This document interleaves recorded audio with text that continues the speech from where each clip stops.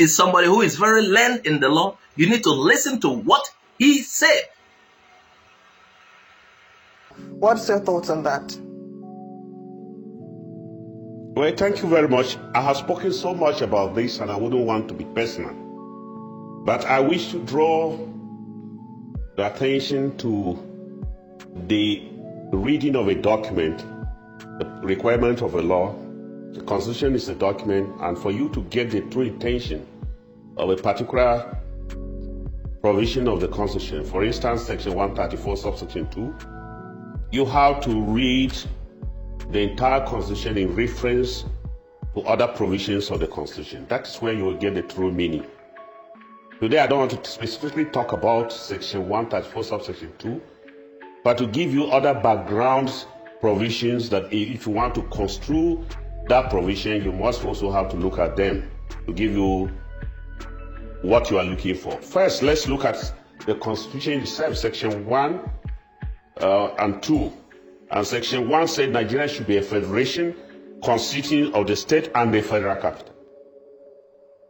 That is the beginning. Should be a federation consisting of states and federal capital. That and appeared there. If you go back to the sections, Section 3 of the Constitution, it went ahead to list the 36 states of the federation by name. From there up to Section 6 of the Constitution, you will discover that what is local government is specified, what is area council is specified, the area of the states are defined in the schedule, the area of the federal capital territory is defined in the schedule.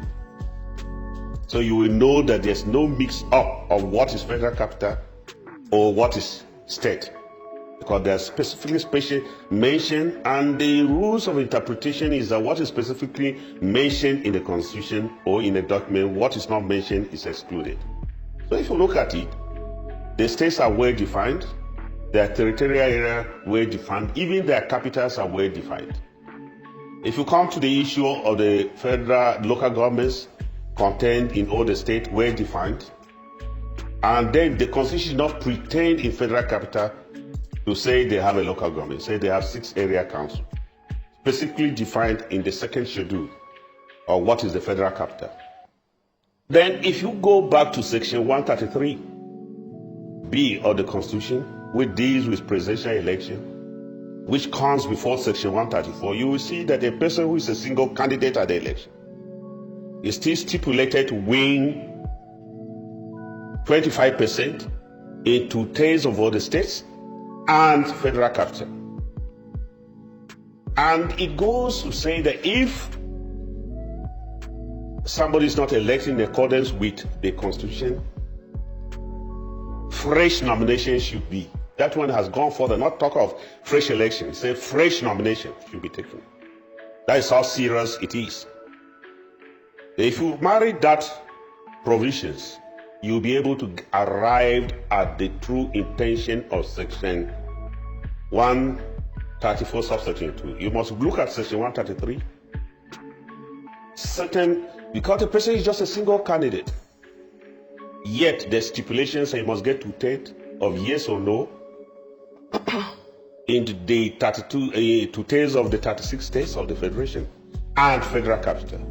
And if he is not elected, there's no winner in accordance with the provisions of Section 133, fresh nomination, not election, fresh nomination should be conducted. That is the case of a single candidate. So when you come to 134, which deals with multiple candidates, 2 or more candidates, the procedure is almost the same. The ant came again.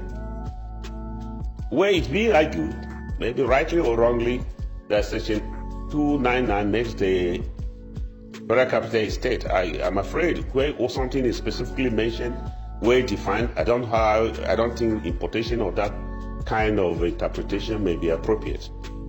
But that is still left to be resolved by the aspect. But assuming you now look at that 299 and equate it, you will see the special nature of the federal character, because there is also specified that the president should act as if he's a governor.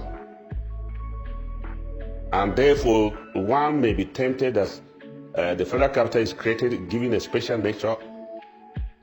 And if you look at it literally, if it's deemed to be a governor, Section 176 of Section 2 of the requirements of winning 2/3 must have applied. But here the Constitution stipulated it should only be 25%. I thought that is the more proper constitution to consideration, because if you are saying it's a state, then the issue of requirements of winning to the federal capital by 2/3 as specified in the governorship election will arise. But I don't think that's what is the import of the constitution. But so much has been said, has been repeated about this. I just drew the attention to the other sections of the constitution that can give more light, because the interpretation rules say make reference to other relevant provisions of the constitution for clarity. And I gave says you should read the whole documents as a whole. Section 299 appear to be more consonant with the administrative procedure, which gives the state, the federal capital, the power to the president as if it's a governor to administer the federal capital, and the National Assembly as if it's a House of Assembly to make laws for the federal capital. That is my understanding of it. But it has generated so much and it's important. I'm afraid we'll see. Hello, great people. Have you heard that? I want to thank Andoaka. I think he's the former Minister of Justice. Maybe not CGN, as I said. Yeah.